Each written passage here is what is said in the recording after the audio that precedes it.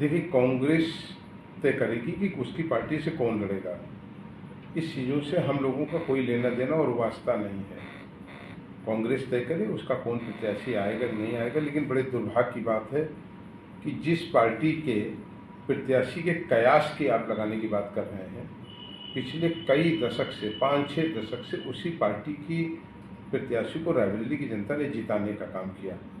आज अगर कांग्रेस के ये दिन आ गए हैं कि उसे अपने प्रत्याशी को उतारने में डर लग रहा है रायबरेली और अमेठी में, तो ये अपने आप में इस चीज़ का इम्तिहान और परिणाम दोनों है कि कांग्रेस ने रायबरेली और अमेठी के लोगों के साथ धोखा किया, छलावा किया। यदि उन्होंने जनता का काम किया होता तो आज ये कयास का शब्द का इस्तेमाल आपको न करना पड़ता। मेरा मानना है रायबरेली की जनता को भावना के नाम पर, कभी परिवार के नाम पर, कभी घर के नाम पर केवल वोट लेने और देने की मशीन बनाया गया। और मैं समझता हूँ रायबरेली की जनता आज वो तैयार बैठी है एक नए परिवर्तन के लिए, वो परिवर्तन जो उसने 1977 में भी करके दिखाया था। प्रधानमंत्री ने आज जो है विपक्ष पर आरोप लगाया कि जो विपक्ष के नेता हैं वो प्रभु श्री राम का नाम लेने से डरते हैं। अगर कोई नाम लेता है विपक्ष का नेता तो उसको पार्टी से बाहर निकाल देते हैं। अब इस गौरव वल्लभ उसके उदाहरण हैं, आचार्य प्रमोद कृष्णम उसके उदाहरण। तो क्या मानते हैं कि विपक्ष को क्यों इस तरह का व्यवहार करती है, राम का नाम लेने से क्यों परहेज करती है? देखिए, भगवान प्रभु राम सबके हैं। भारत सनातन परंपरा का देश रहा है, ऋषि मुनियों का देश रहा है।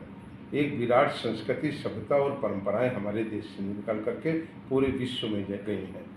और ये निश्चित रूप से बहुत दुर्भाग्यशाली और दुखदायी समय है कि जब कुछ पॉलिटिकल दल वो भगवान राम का नाम लेने पर लोगों से नाराज हो, कुछ पॉलिटिकल संरक्षित कुछ कुत्सित मानसिकता के लोग भगवान प्रभु राम, माँ लक्ष्मी, दुर्गा माता, इनके ऊपर और उनकी मर्यादा के ऊपर उंगली उठाएं, जिनकी कोई की स्वयं की एक हैसियत नहीं है। इसी उत्तर प्रदेश में एक व्यक्ति ने लगातार भगवान प्रभु राम, माँ लक्ष्मी, माँ दुर्गा के बारे में बोला और तब भी मनोज पांडे चुप नहीं बैठे हैं, उसका माकूल जवाब दिया है। हम सबका मानना है सनातन हमारी संस्कृति है, सनातन हमारा जीवन है, सनातन हमारी सोच है। और इसी सनातन के बहाने और इसी के सहारे हम आज गरीब, कमजोर, दलित, पिछड़े उन तमाम भाइयों को मदद कर पा रहे हैं, उनके साथ खड़े हो पा रहे हैं, उनके न्याय की बात कर रहे हैं। और फिर विपक्ष और पक्ष का सवाल नहीं है।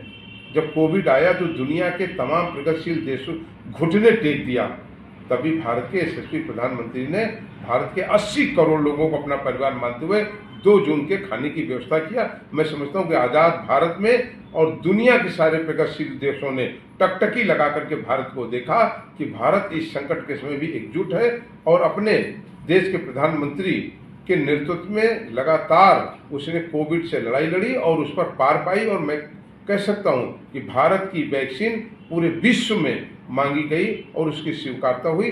इससे ज़्यादा बड़ा और कोई उदाहरण नहीं हो सकता इस देश में।